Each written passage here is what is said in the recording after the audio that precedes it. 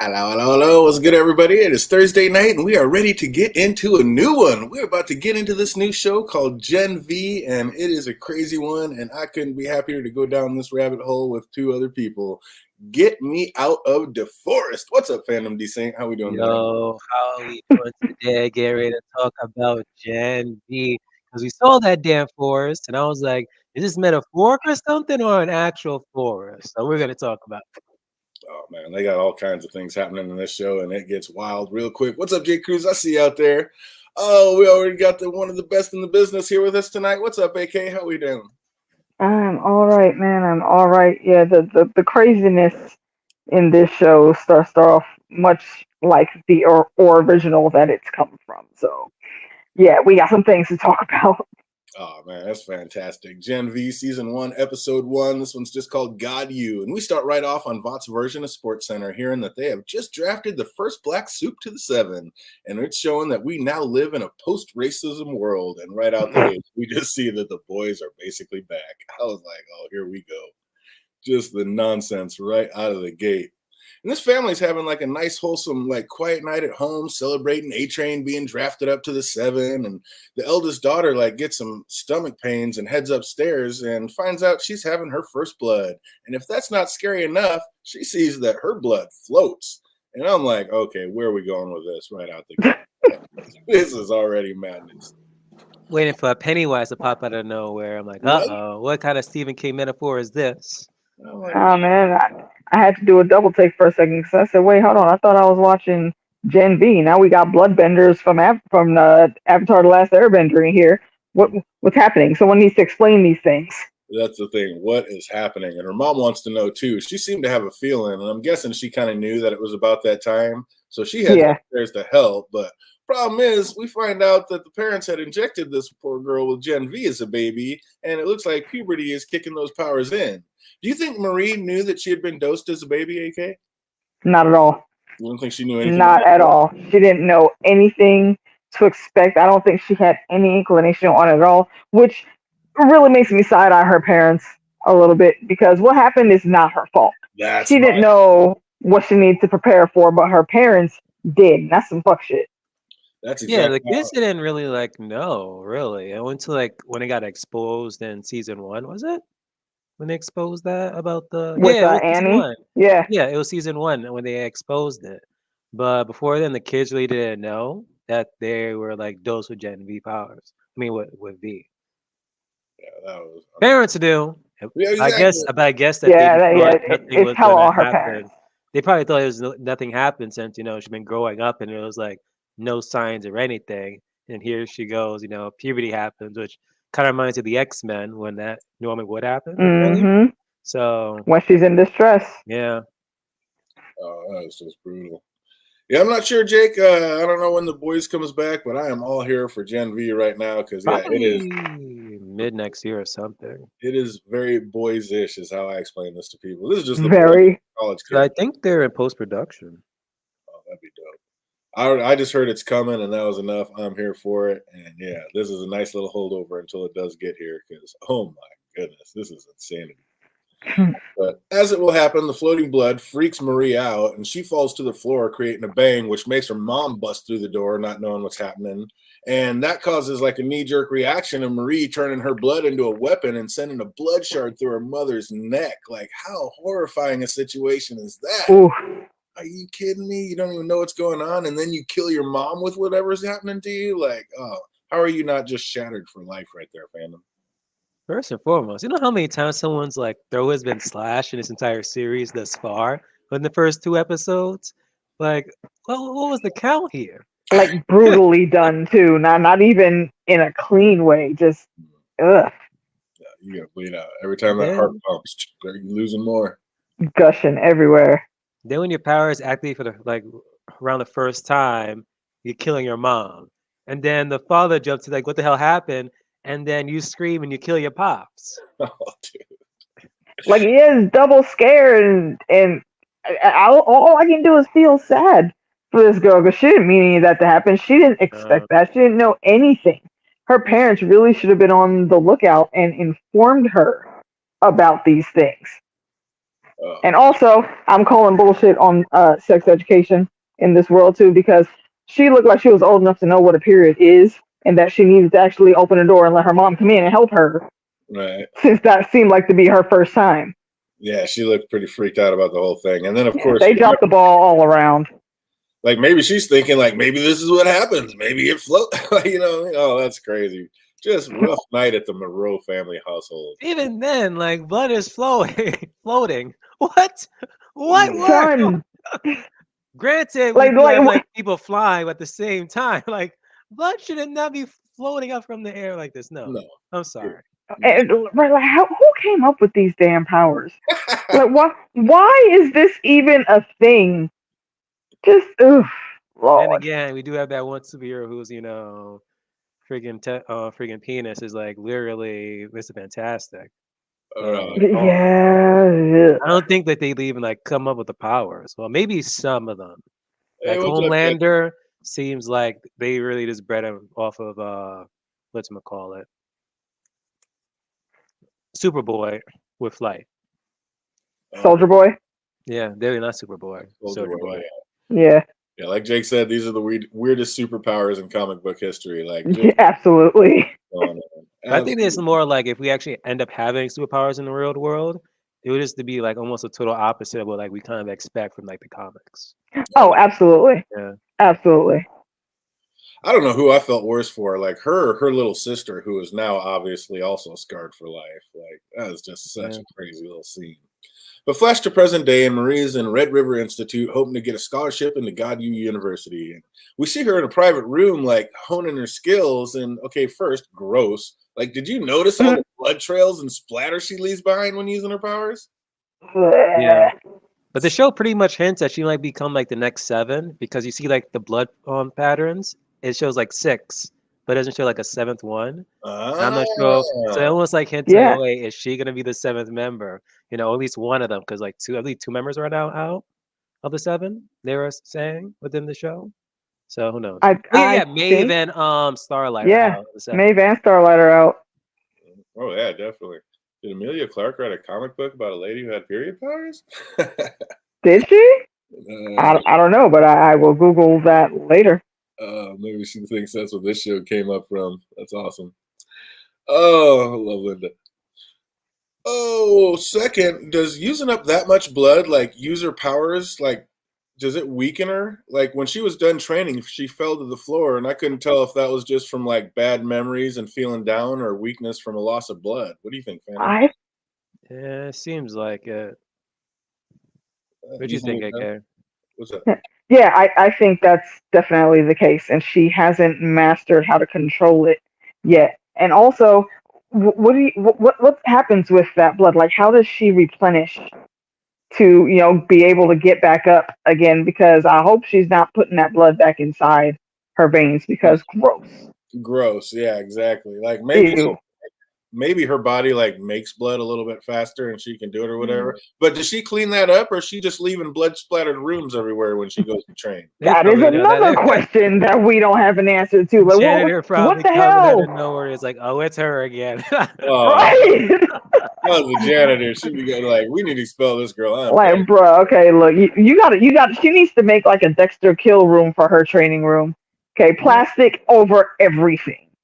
But even then, be careful, because they don't know, okay, was she like practicing, or did she like almost like kill someone? So they probably like, keeping an extra eye on her specifically. Then again, almost everyone. It seems like she's like the only one in there who's like somewhat, I wouldn't say unstable, but Right.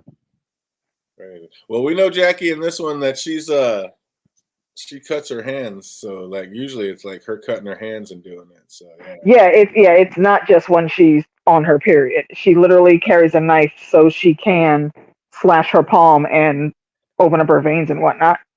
Dexter it out. Jackie's killing it. Oh man. So how unsettling would that be, just like walking through the halls and like seeing another schoolmate being dragged off in chains, just kicking and screaming? Like, oh my God, what do you do right there, AK? Stay hidden and run as soon as possible. It's time to go. Because I don't know where the hell they taking that dude, and I ain't trying to get caught up. I'm not trying to find out the hard way. I'll tell you what, that did not look Exactly. Life is already suckish. like. I mean, that was crazy. That's the end of the era for the class clown. Just show that in every like Yep. 101 and it's over. Find some act right or get up. Like, oh hell no, that's great. That's great. She gets a full ride scholarship to guide you and the okay from her teacher to go ahead and go. But she also like got warned, don't mess this up because you don't want to go to that place that other girl went. That place is not like here. So Wait a minute. The place that they're dragging that one person to from that orphanage, is that the same place we saw, what was it, season 2 of The Boys? Where it was like a breakout and people like were leaving? That's what I was. No. It's not, it's different places? I think it's that. I think No, it's at the university. I You think thought it's they university? showed that. Okay. Well, they showed that like the forest seems to be like underneath the university. Yeah, that's what I'm saying. That's where all those rooms are. And the forest is really just, it looked to me like it was just wallpaper. So when that kid looks out, all he's seeing is those trees in a forest, but he's not actually looking at a real forest. No, he's looking. This is how I took it. He's looking at wallpaper, of course. But what I'm thinking is like I'm trying to think of that place that they all like broke into last year, and now. Oh yeah, I don't know why they would call that the forest. I mean, yeah, there is some tree areas around there, but they don't like go out in those trees. Nobody's going through there for no type of training or anything. So I don't know why you would say I don't want to go back to the forest because of that. No, there is a forest and thing. No, the place is the forest, and they call it the forest because of the wallpaper. Like, it's the only thing they can see through their peephole when they look out of their rooms. But what I'm saying is that place that they broke into, I don't remember it really. I mean, it was a big. Like you're talking about where Lamplighter was, right? Where they found him, that space. Yeah. That's what I'm saying. I don't think that's the same place. Yeah, I don't think so either because it didn't look like that place had a university attached to it. Exactly. It really big. So yeah, I don't know if they're going to tie that in or not. But yeah, the woods is painted on the walls. Yeah, it's on the walls. But yeah, that's insane. I'd probably poke myself with a needle, not cut and gash my hand if that was my powers. Yeah, that's Fandom was kind of making mention about that earlier. Like that depends on how heavy a blood flow she needs to do that, though. Yeah, I don't know. That's just crazy. I get it. You can't really just have a bunch of unsupervised, like special ability humans walking around all willy nilly. But do they deserve to be like being locked up in cages for like a reason they never had a choice in? Exactly. Well, that is just brutal. Like that's why if you need to track them, okay, I get it. I mean, I'm still side eyeing that a little bit because it reminds me a lot of the mutant registration program from the X-Men universe. Right. And that shit is hella sus and hinky. So what they're doing here, though, I feel like is worse because they're not even training these parents to look out for whatever might happen with their kids. Or if they did, they're not keeping surveillance on them enough because then we have situations that happen with the Monroe chick. I can't remember her first name. But also her name kind of reminds me of Storm from Marvel. If y'all know her actual name is Aurora Monroe. So I'm wondering if that's her name, the chick in the show, is a play on Storm's character. Yeah, he looks like he's going to be the lovable big oaf in this one, Jackie. The little brother, Sam. Sam looks, I feel sad. I feel bad for Sam. Yeah, oh, man. Yeah, that kid. So they say it's only safe for babies to take Gen V, but it must have taken in some adults that tried it. Like, if not, why build the elementary school and the college in the same year? And how would there be so many like different ages? Like, I mean, they made it way back in the day, but I mean, they made this school, both those schools way back in the day. So if they had that many different age groups, there must have been a bunch of adults that the serum took hold of. And the orphanage, because I would suspect you would have to staff all those places with adults that have powers also, right? That's the other thing I was wondering. Because And what was it, first or second season? We saw like some type of like school or something or orphanage. Yeah, that was the orphanage. Yeah, but that school teacher didn't seem like, or person in charge didn't seem like she had abilities. She was always getting messed up, walking around on crutches because those kids were always messing her up. Yeah. Well, I mean, having powers doesn't necessarily mean you have super strength or unbreakable bones. Well, you really should. If you're messing around with a bunch of kids that have powers that you don't know how they're going to manifest, you need to be like Jordan and be able to take a blast at all times. If you, why would- I don't think that's how the powers work. See, for us, that's like how our superheroes work. These guys don't follow those rules. Yeah, but they do though, like Jordan does, because that's how we got introduced to her. The professor came out and shot her with a gun instantly. Just walked out and said, "Hey, Jordan," and shot her with a gun, and she had to be prepared and go bulletproof real quick. And was like, "Oh, you owe me a new shirt, Professor." So I mean, Yeah, in that instance, yeah, but there are other ones that don't have that type of resilience. Like that's not everybody is coded with that, is what I'm saying. yeah, everybody has different powers, but like for little kids that are manifesting powers, and you don't know what's going to happen, you need a Jordan and that kind of teacher position. I mean, you would think, but it wouldn't be the first time these assholes have completely ignored what should be regulations. Yeah, that's crazy. That is nuts. But they say that it's only. I don't know. It's just crazy. I don't know why they'd have. Again, I don't know why they'd have to do it unless there was a bunch of adults that took it and it did take hold in.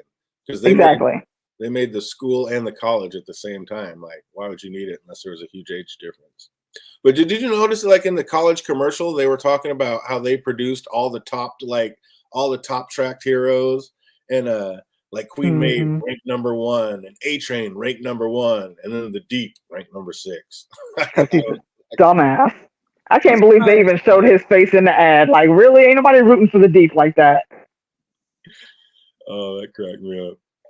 You're going to give these powers to children and orphanages, probably safer giving people powers and then subjecting the public is dangerous. It is. And I mean, that's why I say you got to like track them, but there's got to be a better way. Like, that's insane. You can't just be locking them up and like nailing things into their spine. That was just brutal. Exactly. And basically dosing them so they stay, easily controlled. Like that's why I'm looking side eye to all of that. Yeah, that's messed up. That was crazy when Marie like first walked into her dorms. Like it looked more like she was walking into a prison than college dorms. Like, she walked through that door in that big like gated thing, and I don't know if it was scanning her, what it was scanning for, but yeah, that looked more like a prison than a college. Go ahead, fandom. Let's talk about the Funko sighting and that outrageous price attached to it. Yo, and I saw it, I was like, pause! Finally, another show where we celebrating the greatness that is Funko. And then I noticed that it was showing like the 7 instead of like, Funko, obviously, or just this series of Gen V or the boys. And then I look to my right, I'm like, the price tag, I'm like, well, damn, why is the price so crazy? Then I realized, okay, this is taking place after season 3 of the boys. She's supposed to be dead. So the price would be even like more outrageous because of it. But at the same time, you have to also think about, well, how many times does she sign a Funko Pop and how much of her autograph has been out there for it to even be that much? Yeah. That was great. Because even like Stan Lee's autograph, you would think it cost that much, but before the man passed away, this man has been signing stuff left and right. Oh, millions and millions of autographs out there, that man. I think that was already proven in season 1, Jackie. Wasn't that one of Homelander's like back alley side quests? Well, that's what that came to Homelander was front. trying to do because there wasn't anybody left for him to fight, so people didn't really feel like they needed to pay heroes or have heroes anymore. So he was trying to create, he was giving the serum to bad guys to try to make villains, and it didn't work out great. But yeah, absolutely they were. And we don't know. I mean, Vought, they started out as Nazis, so they basically are villains. Exactly. They just found it along the way that it was more profitable to brand themselves as heroes instead of villains, and they can make a lot more money by putting themselves out to the public that way. But yeah, basically they are all villains. Mm-hmm. Oh, I love this show. Marie meets a roomie, little Cricket, who seems nice enough, and we find out she has a brother and a sister who she doesn't seem too crazy about. You think Cricket's sibs have powers too, fandom? Cricket. Who Cricket? Little Cricket. Monroe's roommate. Okay, now repeat the question again.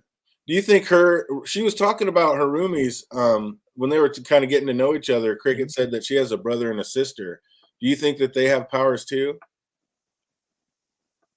That I was 50-50 on that. Very 50-50 on it. Because obviously the flip side of that, AK, is do we think, we know that Marie's little sister got injected. Is she going to end up having powers? Are we going to meet her by the end of the season? Do we know that her little sister got injected? Yeah, they said that they got injected when they were kids, and they didn't know if they was going to take or whatever.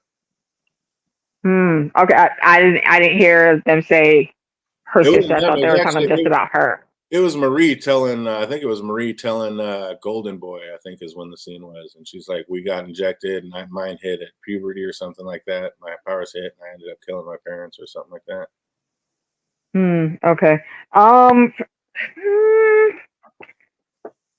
I would question whether she does. I can't say for sure because I think I would need to see her. And granted, we know Vought, I think, is still tracking her, but I need more evidence to say that she has powers. So what if her sister's in the woods? I don't think she is. What, Jackie? You are killing it tonight. That'd be I wild. mean, I love that thought, but I don't think she is. That would be wild because old girl said, she's like, I got a hold of you for your sister. And she's like, oh, can I have the email? She's like, Yeah. she doesn't want to talk to you. Yeah, she skirted that. What if she did? But it's believable though that the girl wouldn't want to talk to her because she's still like the heart of her trauma.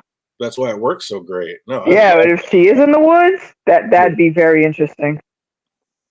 Yeah, the woods is definitely a villain creation because that's what they're doing. They're holding little kids down there and doing experiments on them. The woods is 100% a villain creation from Vought. And that's the crazy shit.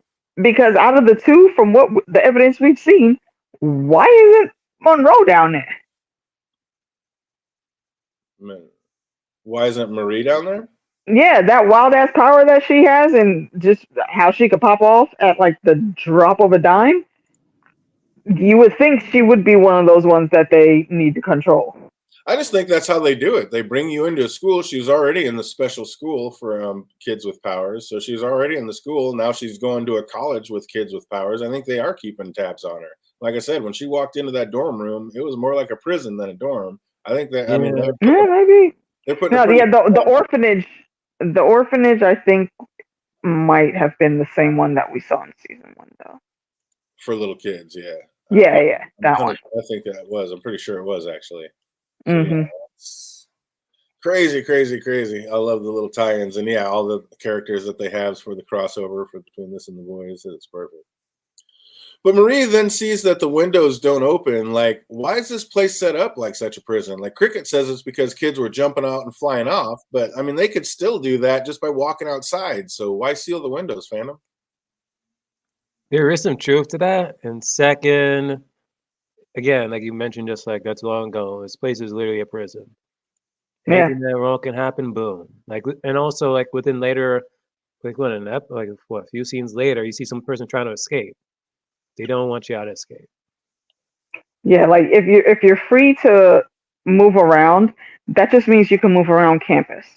Try leaving campus though, I think they would be stopped. And I think those windows are the way they are because if ever they need to go into a lockdown situation, that's what's going to help hold them in. Yeah, I think that girl was lying, period, just to freak her out. We'll talk about that, Jake. But yeah, I think she was lying about all that. That's why she flipped it like that. Marie and her new roomie head out to watch Golden Boy's training day, and we see he has a girlfriend and has been having a reoccurring nightmare about trees. His girl said she's just going to have to fuck his brains out until it stops, but he replied, did I say I wanted it to stop? Why wouldn't somebody want their nightmare to stop, AK? I think in that moment, he's just playing along. Because he doesn't necessarily want to stay dwelling on how horrible that is, and he's like, okay, so what? I'd make this joke. I mean, he's probably gonna hit anyway, but I think it's just to help. It's a coping mechanism, basically. Yeah, I almost felt like he doesn't want it to end because it's reoccurring and it feels like something's trying to tell him something, and he wants to figure out what it is. Yeah, that's how I saw it. Dude. Yeah, and once we find out who that boy is that he keeps seeing, it makes even more sense. Absolutely. That he keeps having that reoccurring dream. And then Golden Boy makes short work of the incredible Steve, rips his arms right off. And I was like, that seemed a bit harsh for just a so-called training day. So I'm glad they were able to reattach my man, but good Lord. That's exactly what I said. I was like, wait a minute, what kind of fucking training exercise is this? We're supposed to be kids in college, man. Come on. Right. Oh. So the class schedules came out, and Marie sees that she's not enrolled in crime school, and that's all she's ever wanted. And she's being denied, and she's about to lose her mind over this. And at first, it seemed like that Jordan character was being mean and dismissive. But after hearing the why, I was like, maybe she's not ready for the big time. Like maybe Jordan had it right. Like I don't know. Did you get flipped by that? Because I mean, she's like all these other kids have solved crimes. They have millions of followers. Like you are not ready for this. And she wasn't. She didn't even have a phone. So I don't know. Did Jordan have it right, AK? No, because well, first of all, look at where she grew up. It's not her fault that she doesn't have a phone. Right. And if for you to just look at that and dismiss her without actually trying to see what skills could be utilized, or at least seeing how hard she wants to work for this role, I feel like Jordan's also doing himself a disservice, or themselves a disservice in just completely dismissing her like that. You, bruh. Actually, you know what? Twist. Maybe they did see the potential, and because they're worried about their spot, they were like, "Yeah, nah, cross her off the list." I think Which does come up in episode 2, and I think, and now that I'm thinking about it, I think I like that thought better. What's up, Phantom? I think Jonah was pretty much trying to put her on the end where it's like they're not truly looking for like a hero. They're just looking for, someone just was in the spotlight with the views and all this other stuff to promote Vile. Yeah. That's what they really want, as opposed to Maria, she wants to be a hero. It's like two different things there. So that's why they're really denying her. Until she's gonna figure that out, she's gonna be like, "Oh, this is what you guys want. You guys don't want a hero. You just want someone just to promote your latest bot product." Because that's exactly what Golden Boy is trying to tell her. Being a hero is not what you think. Like, it's not, being a hero isn't just about saving people. It's about views. It's about promoting yourself. It's about being able to sell your merchandise to make more money. It's not about going out and being an actual hero. And she didn't realize that. And Jake has it right on the head right there. Somebody has to be told no. Because I was guessing, like, the way it is, there's probably 100 people going for one spot. Like, it's probably all of them. One ratio. Mm-hmm. So it's like, yeah, lots of people are going to have to be told no. And yeah, I mean, it might not be her fault that she doesn't have a phone, but it's not the school's fault either. And the school's got to do what they got to do. They've got to be able to filter people through. And she's not even close to being in the top 10 of being the ones accepted. Not yet, anyway. So I kind of, by the time. Well, technically she's a freshman. So at that point, she could stand to wait a year and push herself up. But I still think it's warranted that they actually look at her and her drive, give the proper tests to see if she can actually hack it or not. And I absolutely think that was part of it as well, Jackie. Like, Jordan of all people knows that certain powers don't play in certain areas, and they knew that the blood power. And Jordan is petty enough to have that same stance. Exactly. But I got beef with Jordan. That's why I'm being so harsh on their criticism right now. Yeah, blood ain't that markable, Jack. You nailed it right there. Like, and Jordan of all people knows about that stuff. So she just knew, like, you're not ready for this. This isn't the place for you. Like, just be lucky that you're here in the school and do what you can with it. And I once she said all that, I was kind of weird. I was like, oh shit, that does make a lot of sense, big picture wise. It was funny. She thought when the professor walked out, she'd be able to like hard luck story him. He was more dismissive than the TA was. Like, also got that feeling he is every bit the asshole that everybody working for VOD is. I was like, I did not get that he was a nice man. Facts. Plus, that guy that they got to play them, I forget his name, but he, a lot of times in the roles he plays, is always some douchey asshole. Oh, for sure, yeah. As Marie's walking through campus that night, like, a young man is running from his authorities, and she asks what's going on, and the guard's like, he's tweaking on meth. And so she trips him up, and then Andre squishes him between two trucks, and this enables the guards to subdue him. But right before he gets taken out, he says, I'm not going back to the fucking woods. And you realize right out the gate that these woods ain't nothing nice. Mm-hmm. Now we have Golden Boy having nightmares about trees, and this guy's screaming he's not going back to the woods. I don't know. Were we starting to connect these dots already, AK? I was not. Well, not at that scene where he got snatched up. But once they got him back to the cell they tossed him in, and I looked at the wall through the door frame that they had. I said, "Oh, okay, hold on. There might be something there." But I didn't get exactly what it was just yet. But I did put a pin in it. I heard trees and I heard I'm not going back to the woods. I'm like, how is this connected and what is happening? I don't know. Were you feeling that fandom? Starting to catch on to some of that? 100%. As we see him get tossed in a cell through the peephole, like then that's when we got the glimpse of what he sees, all the trees painted on the wall. And I'm guessing those are the woods that he didn't want to go back to. And we already saw that he was like super powered, and this seemed like his jail cell. So is this the Elmira Adult Rehabilitation Center that we saw the girl being dragged off to earlier? Because the next day, Emma tries. Oh yeah, that's another one. So what do you think, AK? Do you think that do we think this is the same place, or is this a different facility? Of where the girl was being dragged off before? I kind of feel it's highly possible it's the same place. I feel like the Woods and Elmira Adult Rehabilitation are the same place. We're gonna find out. I don't know. What do you think about Wait, that? where's Elmira Adult Rehabilitation? Where is that? That was the name on the truck that girl. Yeah. Right. Yeah, that's probably their cover name. Okay. Oh, wait a minute. Hold up. So if they're now I'm on the fence again.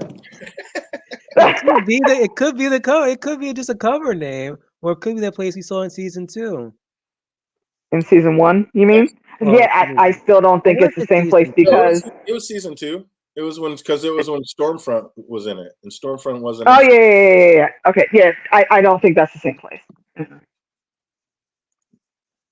Yeah, we already saw that he was super powered, and yeah, I don't know. I think that I don't know. They need to explain more of these, like what's what, and are these the same places or not?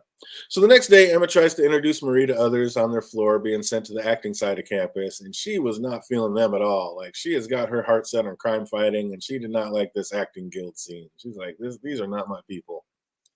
So back in the dean's office, Golden Boy's being told that he just made the 7. Like they're making him a new suit that won't burn and everything. And he faked a little smile there, but you could tell like he was not too thrilled about making it. Why not, fandom? It seems like that's most kids' dreams. It seems like the 3 of them, him, Jordan, and the other guy, like they don't really want to be part of the 7, maybe because they don't want that much of the spotlight on them.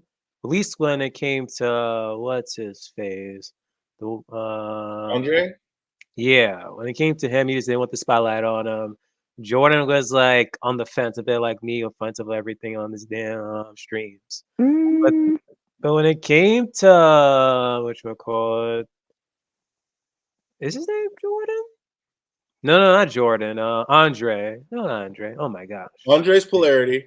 Jordan's. Yeah, there we go. Okay, yeah. Andre seems like he just doesn't want the spotlight. Jordan is just on the fence of everything because the whole male or female type thing, and our society is gonna like look at him or her, however they want to put they. But when it comes to Golden Boy, it's like we don't specifically know like why. I don't know if he just doesn't want the spotlight on him, or is it much more we just don't know yet. Yeah. What's up? I think different. Yeah, I think where Golden Boy is concerned, he is still dealing with the trauma of his brother, and that weighs very heavily on him, which is why he keeps having that recurring nightmare. I don't think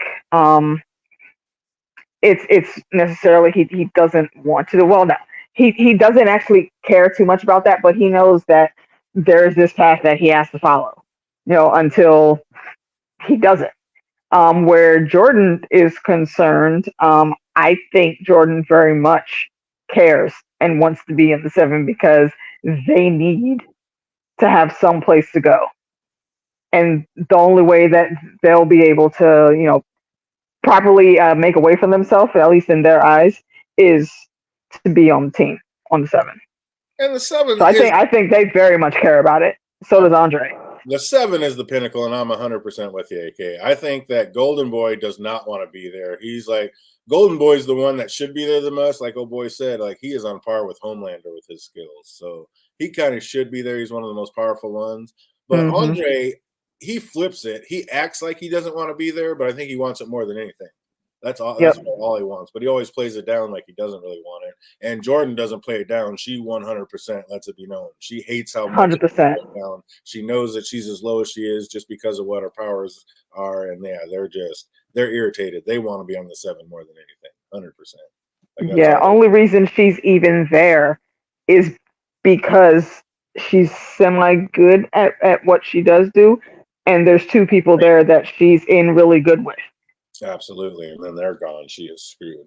And Jake, I'm 100% with you. Doctors are heroes in their own way, and the powers that Marie has, she should be a doctor. How many lives could she save with that blood working ability? 100%. I'm with you. She should be a doctor. Oh, wait. Save lives with the blood working ability. How? If I mean, people are she just saved the life of that one person who almost died. People bleeding out or people that have blood problems, we don't know. She might be able to filter blood. See, that's what I'm questioning. I don't think we can say that she can do those things just yet because we don't know if there's anything special with her blood. Can she pull it out of herself and turn it into stabbing weapons and whatnot? Yes. But does that mean that she's like a universal donor? I don't believe we have enough evidence for that. And also, if her blood can be put into other people like that, do you really want that? Because at least not like isn't that going to mean that? Isn't that going to mean that? Not a blood donor, but at least manipulating like blood. Okay, she can manipulate blood, but that blood has the freaking serum in it. So do you really want that to be her job and to create all these extracurricular metahumans to do this? I don't know that would be a good route to take. No, I'm not saying save her blood, but she can manipulate other people's blood. And like I said, whether like people are like bleeding internally and dying or hemorrhaging internally or have blood clots internally, like I'm sure she could fix all that. I'm sure she could. Has she manipulated anybody else's blood? Yeah, that lady who was dying in the thing. She got it to stop and go back in her body and say, yeah, that's right. Okay. I forgot about that one. So yeah, she can absolutely manipulate other people's blood. She could probably save millions of lives. So get freaking at Charles Xavier to go help her out, and boom. See and that's actually what I was about to say. It would be she would have to be connected to a very powerful telepath to even know where to be to save those lives. Because even putting her at one hospital, that takes away from how many other hospitals in the city. I don't know. It would really be a gamble to put that on her shoulders. Yeah, she could be a rotating doctor. She could have people can know that the best blood doctor is there and go there. Maybe people that have blood diseases, she'd be able to maybe figure it out and maybe filter that out. Man, she could do all sorts of stuff. She should definitely be a doctor. I'm with you, Jake, 100%. Jake's saying that he heard a voice right as he was being told that he made the 7. I don't remember that part. So that's right as who was being told? Golden Boy? Right as Golden Boy was being told he made the 7. He said he was hearing a voice. I didn't remember that. I could have any power. I don't remember that either. Yeah, that was definitely Jake. That'd be the awesome one. Just to be able to save people's lives and heal people, that would be amazing. But then again, you'd have. We already got overpopulation, man. So I don't know. I don't know if that'd be a good one. Yeah, Jackie. That's exactly why I called her a bloodbender, because of Avatar: The Last Airbender. Doctors are heroes too, 100%. Absolutely, I'm with you. No, that is a fact. Back on track, Andres sees Marie and compliments her on her sweet moves, and he invites her to come kick it with him and Golden Boy, but she declines, worried about getting in trouble. But of course, once Emma hears that she was invited to go kick it with the cool kids, she basically makes her go. So she even lends her some gear. And is that really a thing, getting so squeezed into leather pants that there's literally no peeing until you get home? Yeah. Mm-hmm. Really? Mm-hmm. Yeah. Why would anybody ever do that to themselves? How do you go kick and have drinks? Fashion. Oh man. Don't drink that much. That's insane to me. I'm like, what? You just can't go to the bathroom? That's nuts. She meets up with the cool kids and seems to hit it off with Golden Boy, who tells her that, like we said earlier, being a hero is not what you think. Like, how much do we think he already knows about Vought? Like, he seemed to be pretty clued in on how things really work, Phantom. Golden Boy? Yeah. It's because of his mentor. Who's Golden Boy's mentor? Oh, because of the dude who wrote the book. You think Brinkerhoff filled him in on how things really work and what's really up? Because remember, that guy runs the forest, and the forest is pretty much is under the Vault's thumb. Let's say fingernail, but the same difference. But how much would you want to tell a student about any of that though, or let them in? Like, I don't think he knows about the. I don't think he's telling them all of that. The gist of this is Vault. But he has them ready for the 7. You're right. I guess that does make sense. Like, hey, it's not really about saving people. It's about getting numbers, getting likes, and having people follow you. So get those followers up, get those subs up. And that's why he's on the fast track. Yeah. Telling her story, Maurice started to say she wanted to prove to her sister, but never finished. We hear later, like, to show she's not a monster. Again, do we think we're going to see her sister this season? And if so, what do you think, Phantom? We never got your answer. Is her sister going to have powers? I doubt if she's gonna have powers because already the parents were like, they put in their one daughter, nothing happened. So it's like, what's the gamble? What's gonna happen again? Were they fooled? So it's like, what, no, am I really gonna like do this whole thing all over again? Get my hopes down again?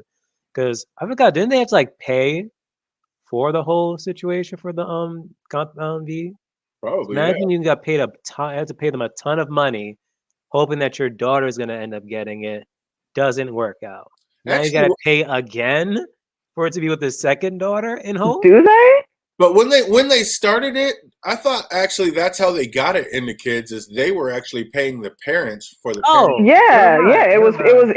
It was like prenatal Yeah, injected in. That's what I thought. That was what was so despicable about it. Like Starlight's mom and all them, they got paid to inject their babies with this. Yeah, and it was done while they were pregnant. Not gonna lie, if I was that cruel of a parent, I'd be like, "Let's go, let's make these babies." I feel like you know what? Your finale reveal as well. They could end up putting them in like a Starfire and Blackfire situation. And it's a DC reference, Teen Titans. For y'all that don't know. I see that, Jackie. Absolutely. Emma's feeling a little down about her not so amazing superpowers, but she gets a call from the guy she met earlier on the bench, and he's ready to hook up. Emma, desperate for friends, says, bet, it's on. And things are going pretty good until he breaks out what he's really there for. He wants to get his kink on with Little Cricket. And that is just so messed up. Like, I was feeling so bad for Emma this one. Like, at first, I was so proud of her because I thought she was putting her clothes on and she was just going to leave them high and dry and bounce. But nay, she actually went to the bathroom to get small so she could hang off his tiny cock and make him feel better about his shortcomings. So it's Trash. Like, Garbage. It's tragedy. Hot garbage. And this poor girl, she's been so lonely in her life and is a constant victim of bullying. Like, ugh, goodness sake. Oh man, yeah, that's what basically how I explain the show to everybody, Jackie. I just tell them. Yeah, it's the boys, the college years. Exactly. Oh yeah, that was just crazy. That was more than weird. That was just upsetting. That poor little girl. So messed up to see what she has to go through to get small. And like, how did those powers develop? Like, did she just get the flu one day when she was younger and puke herself tiny one morning? Because that would be a tad. That's what I'm saying about these powers. Like, who the hell comes up with this shit? How does a power like that even manifest? How do you figure out that's what you have to do for your power to kick in? Like, that's so gross. Gotta say, I do not trust that Kate girl. Like, I'm not really trusting anyone who can manipulate minds, but she seems extra sus. Like Golden Boy's Kate? At the end of is that Golden Boy's girlfriend? Yeah. Yeah, she's sus. At the end of episode 2, what, Phantom? What happens? I was like, you gotta be kidding me. It hasn't even been a week. Oh my God. Right? No. Right? You've had that. Because I was going to talk about it too. I was like, oh shit. When I went back and watched it, I was like, no, actually, that's not until the beginning of episode 3. So we're not there yet. We actually don't see that. We actually don't see that until the end of it. We don't see the result, but still. Like all we see at the end of episode 2 is her pass out from saving him. That's how it ends. That's what? That's right.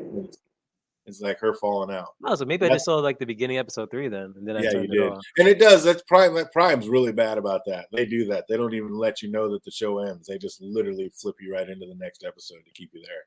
They're worse than Netflix. But yeah, when Marie said she didn't want to do the drugs, and Kate said, "You should. I can make you, but I won't. But you should." I was like, "What kind of shit is that?" Talking about you're all about consent when you just mind fuck that guy to get the table you're sitting at right now. Like, I don't know. She is hella sus to me. I did not. How she didn't walk away immediately baffled my brain. Anyone that says that is okay saying some shit like that, nah, just go find some new friends. Don't even. The second I see that glove come off, I'm running for the hills. I do not trust you. Like I said, poor little Cricket. That's all I can really say about this scene. Instead of sliding up and down on his balls, she should have just cannonballed from the top of his dome with heels on. Yep. For this girl. Like, oh man. Who I wasn't feeling bad for, or who wasn't feeling bad, was Marie, because the Molly started kicking in and she's finally ready to loosen up a bit. And while walking through the club, Luke has a vision of the woods with a voice asking him to please help. So is someone with like telekinesis trying to reach out to him from that facility, or what were you feeling about all these like visions and nightmares he was having, fandom? Yeah, that's what I think. Maybe there's like one of them with telekinesis, just like trying to reach out to somebody, and then go from there. Yeah, that's what I was kind of feeling. And I then think it's a specific person. And then Andre, feeling himself, sees a little cutie sitting there by herself and decides to say hello. And I was happy for him for a minute, but my guy's got a silver tongue, making use of it the right way, but is a little too drunk for the maneuver he was currently trying to show off. Because while trying to flip that silver bird across the room, he got bumped, and said berm took a hard right and sliced right into that unsuspecting woman's neck. Like, that was worse than Marie's mom. She was gushing blood. Oh, chaos ensued as the woman drops to the floor bleeding out, and Andre's just freaking out. And as the other kids are like, we got to get the fuck out of here now. Like, nice heroes. Like, let's just save our own ass and let her die, even though we're the cause of it. Like, oh my God, these are our heroes. Like, this is what I mean, well, look at what the adults are doing. These kids absolutely aren't going to know any better. That's what I'm saying. That's how we get the 7 being how they are, because this is how they're trained. This is how they're brought up. All of them but Marie, who's having visions of her mom laying there bleeding out. We then see her using her blood as a weapon, is not all her abilities are capable of. She's actually able to manipulate the woman's blood and save her life. And of course, since it's the modern age, tons of people recorded it all. And then, so of course, the next day, Professor Brinkerhoff hears the incident and calls Marie into his office, and she thinks it's to be granted access to crime fighting and get congratulations, but no, she finds she is there for something else entirely. Like, how hard would it be to listen to that professor talk about you going from hero to zero, saying it'll be you taking the fall after you're the one that saved that woman's life? Like, would you not just want to use your powers right on him right then and there, fandom? Of course. But then I'm like, nah, I gotta be good. I gotta go. Then she was contemplating about that because she did a double take. She was like, wait a goddamn minute. I'm a hero, mofo. Let me go right back. At that point in time, I was just thinking that same thing. I was like, how has this man with this attitude not been God already? How has he not been golden boyed already? That's where I was at with it. Like, this is probably the first time he's been an asshat to a student. How is a student not already just taking this man out? Like, how could you especially one with blood powers? Like, if she is like a for real bloodbender, like we're speculating, I would have cooked his ass from the inside out and just walked out the room. Oh, that was insane. Yeah, I was like, how is this man still around? Then we see Luke wake up and he hears that voice again. And now it's not just when he's sleeping. It seems somebody is truly trying to call out to him. But then I was like, is he awake? Because his room turned into the forest and he saw his dead little brother and he tells him that this is not a dream, it's real. So how bad would that mess with you? Like, knowing powers are real, thinking your brother was dead, but then receiving that message? Like, what do you do in that situation, AK? This will be the start of the Goonies adventure. You now have to go investigate and properly see what the fucksery is going on. Like, that really made me think that somebody was out there with powers, like putting this in his head and making him see and hear these things. I was like, what? And yeah, exactly, and that's why I think it's the kid that we saw. Maybe. So maybe it wasn't his brother calling out. It was actually somebody else. Marie, rightfully so, is feeling some kind of way, and she is not ready to just let it go without another shot. She heads back to Brinkerhoff's office, but Golden Boy's already beat her there. And when she opens the door, Golden Boy is incinerating the professor, which he totally has coming. I don't know why he did it, but he had it coming anyway. And she tries to play it off like it's all good, but he sees that that's not going to work. No witnesses. And that was funny when he said, oh, we'll just say he fell asleep with a candle in his mouth. I heard that. I'm like, in what world are they gonna like? It doesn't matter though, because she would have kept the secret, but as soon as she saw in his eyes that his mind flipped, she was like, okay, you know what? Nope, I'm out. Appropriate response. Oh man, he said I was not sad when Brinks died. Who could be? Like, he was sad. Oh man, he's probably driving. I don't think it's coincidence that she got the number 1 on the list. She rumored it.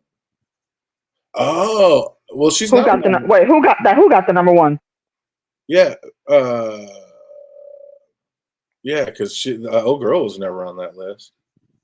I think old girl is working with him. I think Kate's working with Brinks and the people at the thing. I don't think she. I think it's all an act. But we'll talk about Was that. was she number one on the list before? No, she was never on number one on the list. The only number ones we've seen on the list was Golden Boy, and now it's Andre. Okay, yeah. Jake, who are you talking about Yeah, with that statement? You meant I don't think Jordan? Golden Boy's ever been in the woods. What's up? You meant Jordan? No, I think he was talking about Kate. You go to Brinks for answers, and if you don't like them, you barbecue them. They put a candle in. Yeah, the candle in the mouth joke was ridiculous. So Marie takes off running and passes Jordan, who's just leaving in the hallway, just hung over as hell. And Jordan tries to calm Luke down when he comes up, but he won't. He's like, they actually hold. And I was impressed that, like, when Luke wouldn't calm down, Jordan actually was holding his own against him. Like, we see him considered number 3. Like, they're a badass. And then Luke finally gets the best of him and heads outside to finish off Marie, but runs into his best friend Andre instead.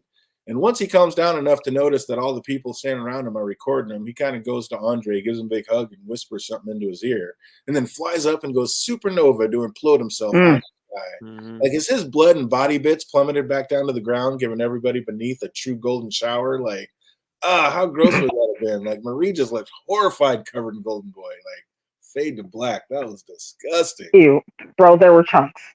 Oh my god. Ew. And then that was horrifying. Then we kind of get another first episode extra scene with Ashley, and that was hella smooth how they did that. Made it look like a PSA and what we can expect from the next semester. And shut that off. Like, get that out of my face. Classic bot.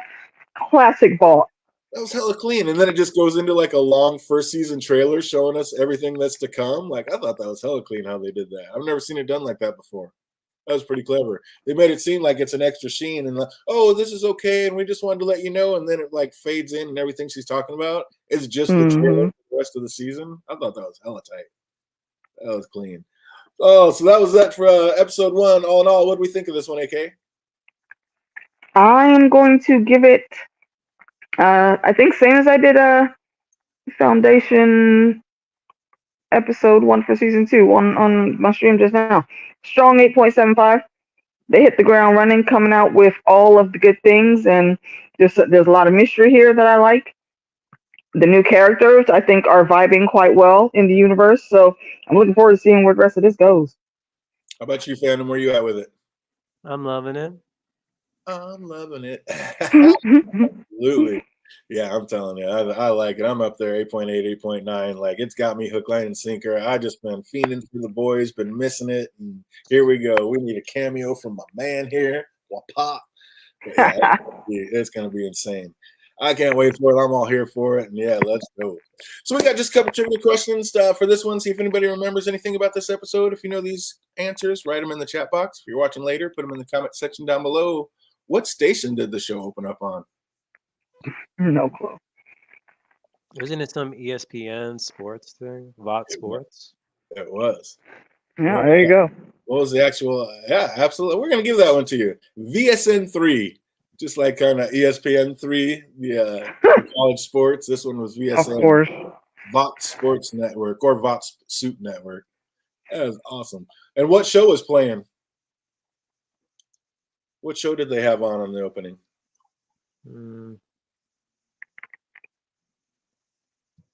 I don't remember. Anybody? Jake was mad. I hate trailers. Yeah, you got a few spoilers. Show is a little strange for me, but this universe is what this universe is. Oh man, yeah, it is the boys college version. It is crazy. It is over the top, and I am here for it. Yeah. If you know what that is, what show is playing, put it in the comment section. Who did Marie's mom say A-Train went clubbing with? Who did Marie's mom say A-Train went clubbing with? I don't remember. Oh, deep dives. We got some deep dives in this one.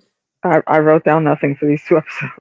Here's another deep dive. What year was the Red River Institute established? 1973. Oh, good guess. Incorrect. Hey, when you say that, good guess. Incorrect. I'm like, and then 1983. Oliver Putnam end up in a different spot where you think you started. Oh, that was incorrect as well. You know that one? Yep, no clue. Her dad, uncle. Oh man. And what facility was the girl in the beginning being dragged off to? I said it earlier. Was it the Elm something or Elmer Elvira something or other?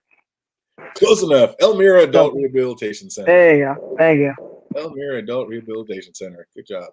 What is the true name of God You? Oh, for fuck's sake! It's way too long.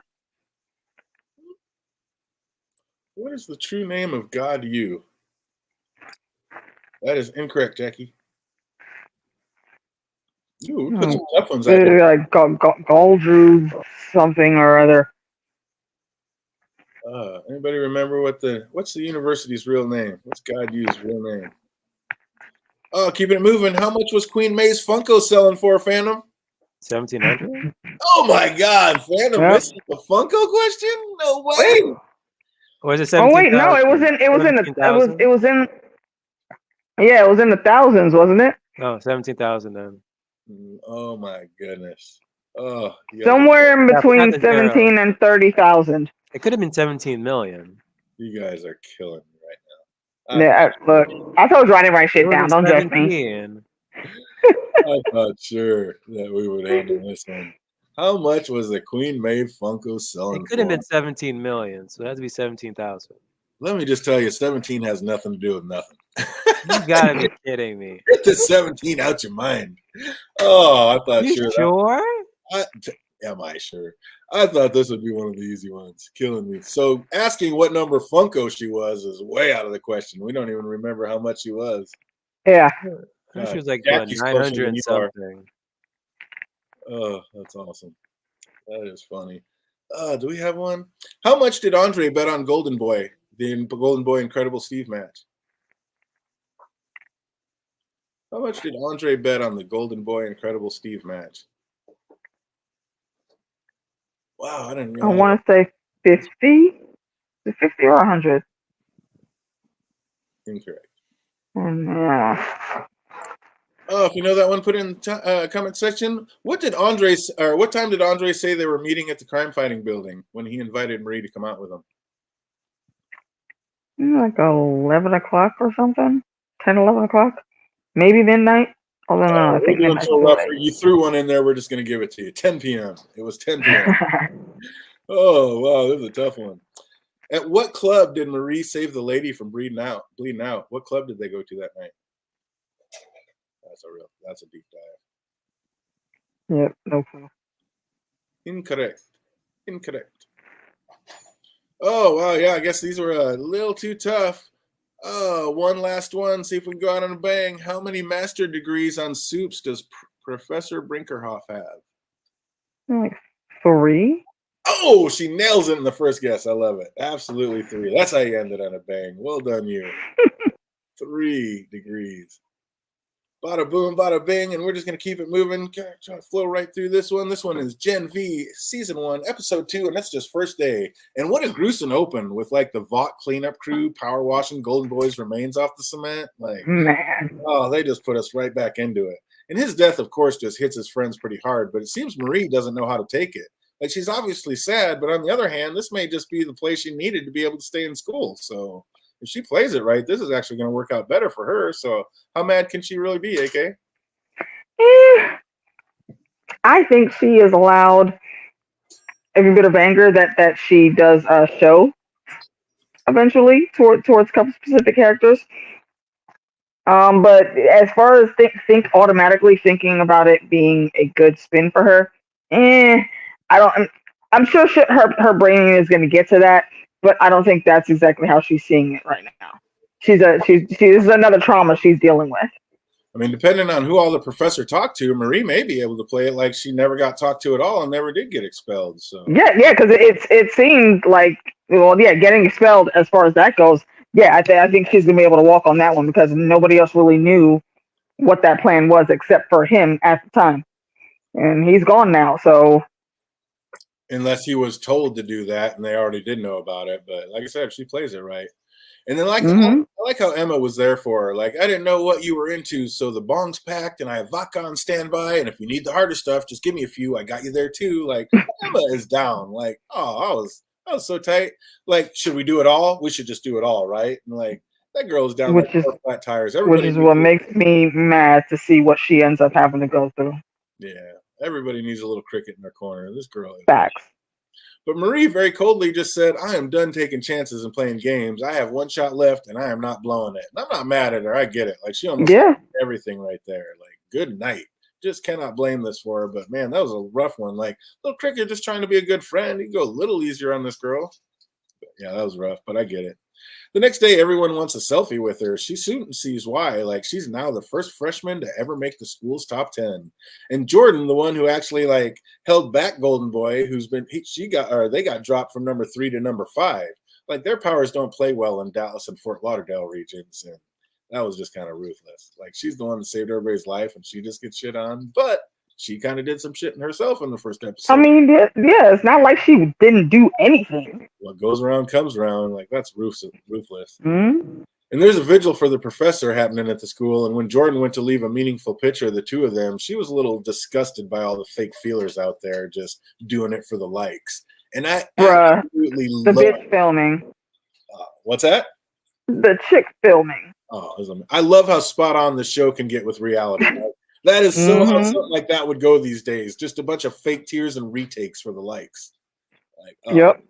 I love how this show always highlights the despicable truths of reality. Like, I was here for it. And then Kate's not dealing with the death of Golden Boy great either. Like, so evasive, but situations like this, it would be pretty great to have a power like hers and just deal with it like that.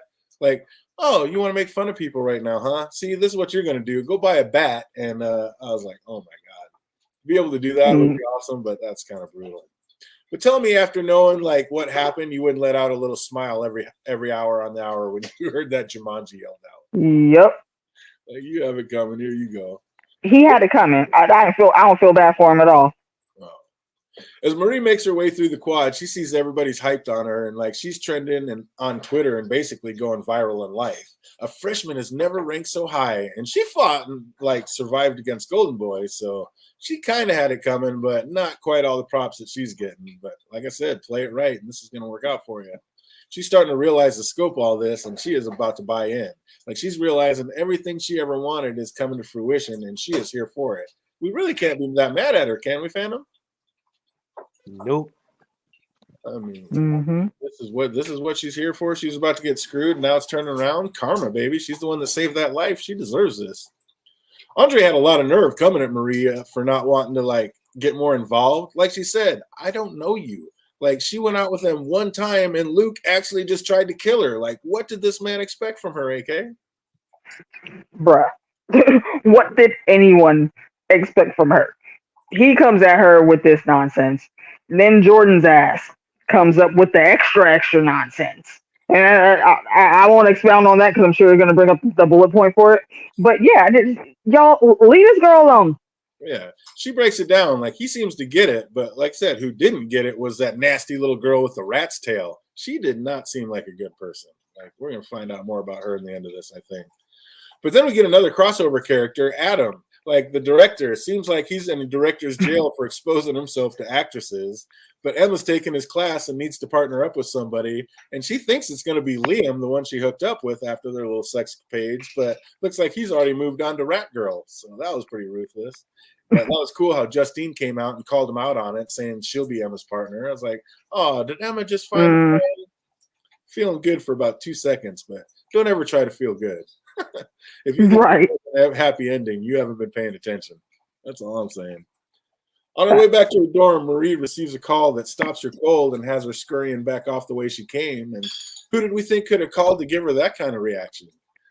It's like, well, of course, we see in the next scene that it must have been something letting her know that she's been accepted into the Lamplighter School of Crime Fighting, and she is here for it. And I swear, every time I see that Lamplighter statue or his costume, I always picture the Sphinx from Mystery Men, like talking about who questions training only trains questioning. Oh my gosh, Mystery Men! I love that show. I'm a movie. Dude, every time I see the lamplighter and his little get up, it's like the same get up as the Sphinx. It just kills me. I can't not picture that guy. But they're going to let Marie audit the crime fighting class as a freshman, which seems to be unheard of. And that side eye that Jordan was giving her was intense. Like, Mm-hmm. no, you did not just come and sit down in here after stealing all my thunder. She is heated. But like you were saying, Jordan had even more nerve than Andre. Like, she needed it broken down on her, too. You rejected me. Then I almost got expelled to protect your coked up ass. Like, I don't owe you shit. And what happens? He comes through with the sob story like, look, okay, I only made it because I could do like this one little thing that at the time was spectacular. So the two people that could really hook me up, they hooked me up. And now that they're gone, I'm dropping back in the ranks now and I need help. His problem is, or their problem is, they should have continued the fight outside. If you wanted to actually be seen, you should have made yourself be seen. As far as we know, they've been calculating as all hell from the very beginning, from that very first scene that we saw them in. So I think that you should have known what you needed to do within that moment, and they were strong enough to do it. They were absolutely holding their own against Golden Boy. But they were in hero mode. Like, it was time to fight. Like, I don't think she was really thinking about likes at that time. She saw Golden Boy was out to kill Marie, and she was just trying to actually be a hero. All of that tossing around. Well, I'm saying all that tossing around was right there by some doors with large windows. Throw his ass through one of them. Get outside. Now you're in the public space. Marie did her shit outside where it could be seen. Same thing with Andre. That's why they got that clout. And I think that, being, as far as we know how everything's working here, being quick on your feet and being able to capitalize in key moments, that's what you need to be doing. And we established that talking about episode 1. That's true, but Marie never even fought. She just kind of stood there. She cut herself ready to fight, but she never fought. She didn't have to because Andre saved her life. So everybody stepped in. Like I said, Jordan did. She was seen the right amount of time is all I'm saying. And Jordan didn't have no leg to stand on asking her for any damn favors.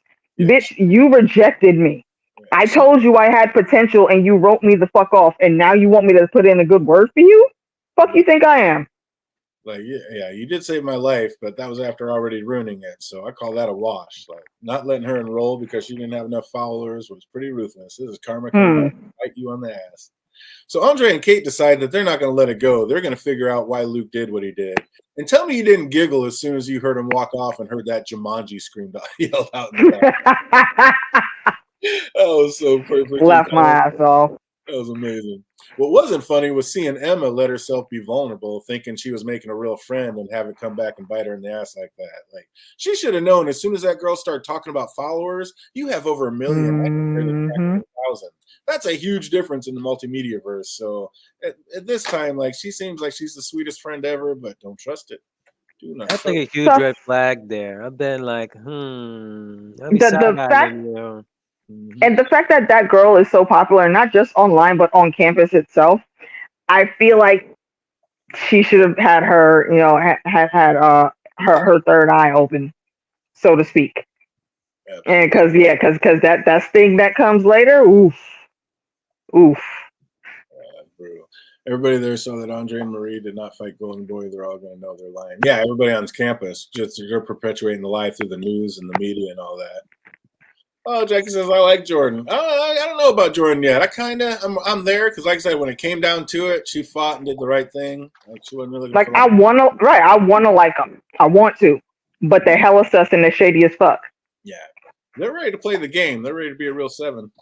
Speaking of wolves in sheep's clothing, like, Dean Shetty invites Marie in for a visit. And she said she likes her and just wants to help, but I got both eyes on her too. I don't trust the Dean. And hella sus. Oh, yeah. And right after that meeting, we see her head down to the woods where the boy we saw earlier is strapped to a table getting things hammered into his spine. So I don't trust you at all, lady, trying to act like you're nice. No. But she is just like a young Ashley. Like, whatever it takes for Vought to succeed, like, she's going to do it. So, yeah, I don't trust her at all. Mm-hmm. But Kate and Andre head back to Luke's room to find it's been totally cleaned out and smells like bleach. And that is just, they don't know what's going on with that. Like, why would they clean out his room so quick? And walking outside, everyone starts making fun of Emma. She She sees on another student's phone that Justine has outed her for her purging to get small. And she goes to confront her as girls filming Harper deep throat her own tail, which, ew. Like, yeah, like what the fuck? What the hell is this bitch into, man? Ugh. I don't know. What's up, fandom? Is Justine going to get hers by the end of the season? Hope so. If She not, better. oh my gosh. We need to see karma take effect. And last thing Luke said to Andre was, your dad has it. And then after seeing the camera outside melted, Andre figured it out what the meaning was. Luke hid something in his dad's statue. But how did he get it in there? And then how did he make the statue look perfect again once it was in there? Like, I don't know. That was kind of crazy. If he did it the right way, all he needs to do was like power up his hand, drop it in there, and then use the heat again to just smooth it back over. How does it meld back perfect? Like you would see that there was a hole put in there. It wouldn't be all perfectly smooth like it was. I don't know. Plot convenience. Man, because plot. I don't know why that bugged me so much. I was like, that would not look like that. That's crazy. But he was right. Luke hit a phone with a recorded message on it explaining the woods and that his brother was still alive and being held there. And then Marie's getting ready for her big interview and testing out the idea of throwing out the prepared lines and actually telling the truth. It was actually Jordan that fought Golden Boy. And on the way to the interview, Andre sees a piece of his best friend's remains still stuck in a crack, and he's like, the hell with the interview. He's going looking for clues on why his best friend killed himself. What do you do in that situation? Like, do you try to take care of yourself and go do the interview first? Or are you like, no, I got to start finding clues right now, fandom? I got to start finding those clues. You just like to hell with the interview, but that's your like ticket and your one way. Nah, that's your future, bro. Homies, man, you gotta go with the homies first. But he's dead. He's dead. Still, you gotta look out for you. Like this is literally your path, like one way ticket to the 7, and you're just gonna blow that off. Plus, you feel like he wasn't even like with it going to the 7. It doesn't matter. Honestly, at that point, it doesn't matter. A half hour, you go sit down under these lights in front of this camera, do your little spiel, whatever. Matter of fact, this is literally part of the formula that all of them were talking about in episode 1. Go do your thing, and then you can go on your Goonies adventure. But hey, if he didn't, he would have lost that laptop. Yeah, exactly. He wouldn't have seen that in time. So you're right. He needed the timing was everything. He went straight to Brinkerhoff's office and found that the boy that he helped capture that night was indeed Sam, Luke's brother. He didn't go straight there. He went and got dressed first. Remember, he was in a suit when he was in there. I thought he was still in the suit when he was there. No, when he found the thing, he was in regular clothes. So that means he went to get ready for the interview, and then he went to that office. Oh, I thought he went there I thought he went to the office in the suit because I thought he was going through the stairwell. No, that's what I'm saying. He did go to the office in the suit, but he prepared to go to the interview. I'm saying. Oh, right. Yeah, exactly. Yeah. Right. So the interview is about to start, and Andre's going to miss it. Haley sits down with Marie and says, not to worry, there won't be any gotcha questions. And Marie asked what that meant. She told her that her sister wanted nothing to do with her. Is that true, or did Haley just say that to throw her off her guard, AK? Because did Haley even ever contact her sister? It wasn't throwing her off her guard. I think it was meant as a warning. Because as much as she goes around being aloof and doesn't really know what the deal is, she's being watched every step of the way. And I'm pretty sure that somebody overheard that conversation with Jordan and saw that she was going to actually add that into her spiel, which they don't care about. They have the script and you have to follow that script. That mention of her sister was completely meant to throw her off her game, and also it was a warning. Like, yo, we can go find your sister if we really need to, so mind your P's and Q's. What's up, fandom? Do you think they already know where the sister is, or was that just a warning scare shot? What's happening? Yeah, because it was like all part of the plan, because literally right after the interview, she goes to that professor and she tells about the sister, and then you do that hug and look at that grin. Did she grin? I didn't see her grinning. I think I thought her face looked plain, but like you could just tell it was no that she was playing her. Yeah, she was definitely playing her. Mm-hmm. It was sick when it wasn't a grin. You can obviously see that she was playing her the way how the camera was panning towards her face. Yeah, definitely.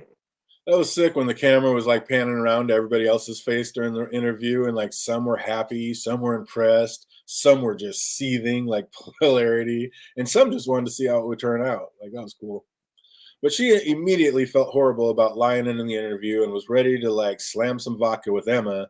But Emma was like in her own feels. Like it was so sad to see her revert to her suit powers when she's feeling bad, like knowing that she just hates herself every time she does it. Like I was just feeling bad for Emma this episode. But a very emotional Marie heads to talk with Dean Shetty, who denies knowing anything about the sister in the interview. And that look that she had when she gave Maria the hug, like, I don't trust this woman. Nah, that said it all. Not at all. Because as soon as she left off, is where did Teach go? Hit that little secret room button and went down to the damn woods. So do you think the Dean has any special powers other than being able to manipulate young adults, Phantom? 8% no.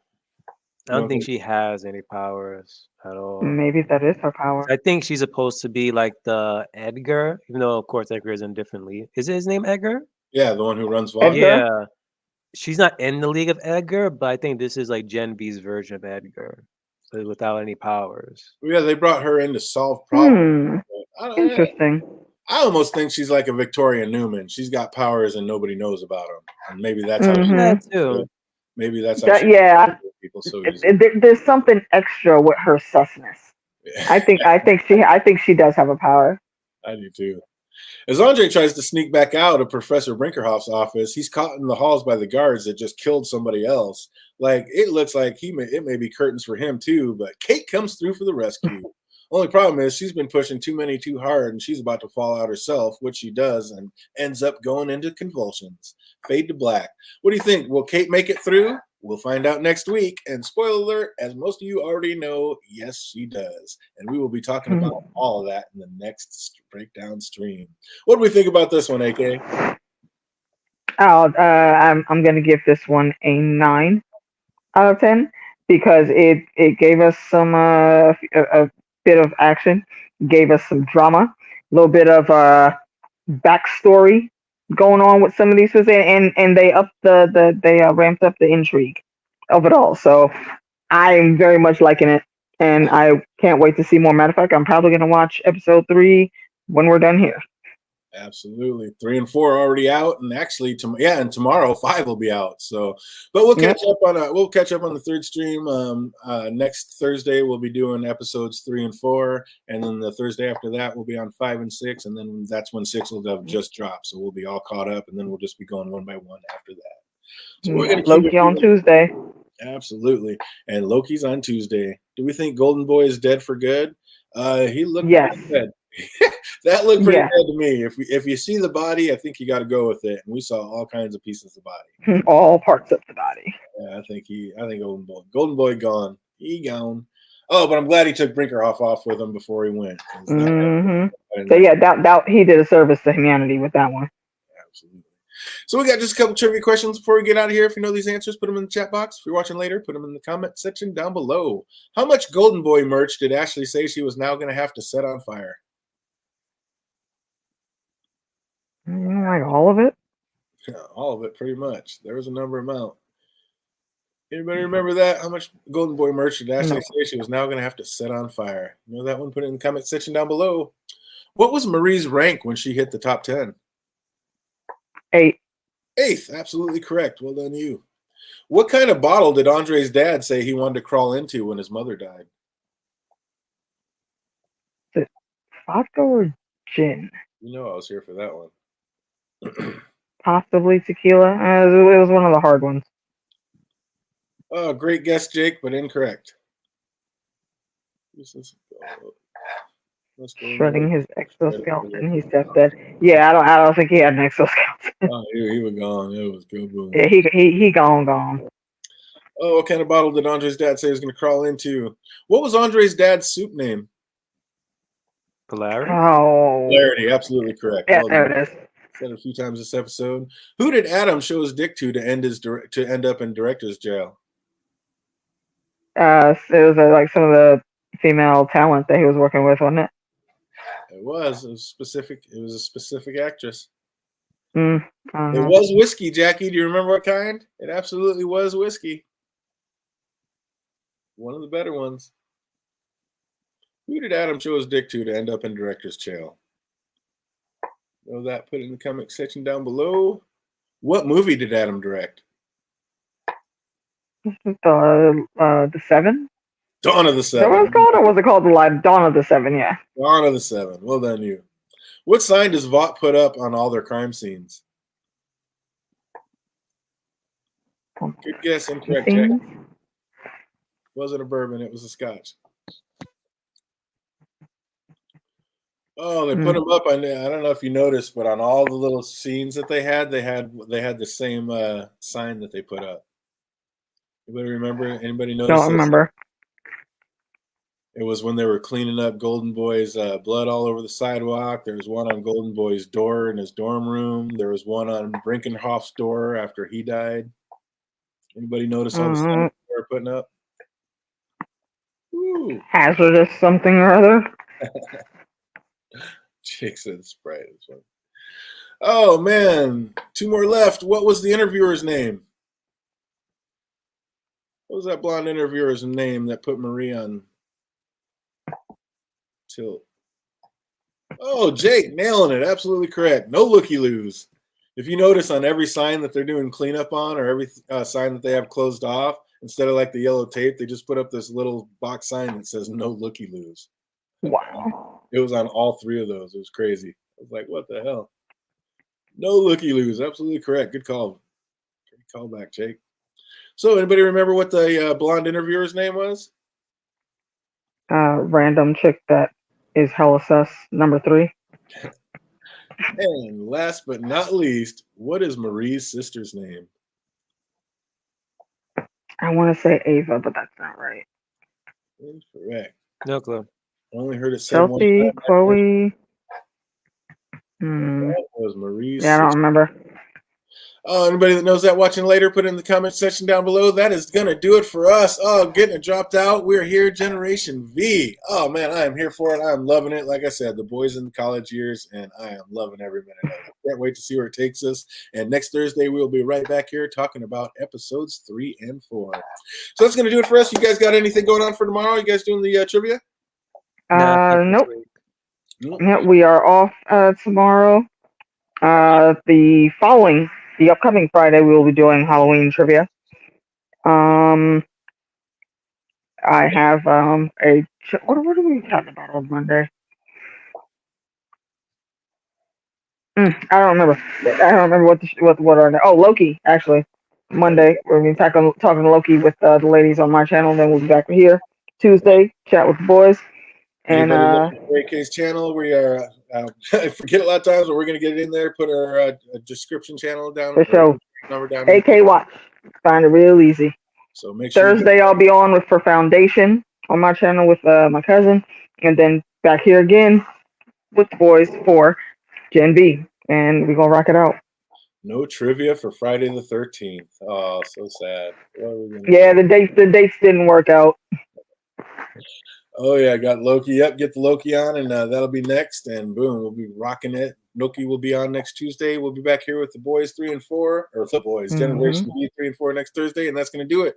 So hope everybody out there is having an absolutely fantastic week, and it only gets better from here. You guys have a great weekend. We'll see you on Tuesday. Easy, everybody.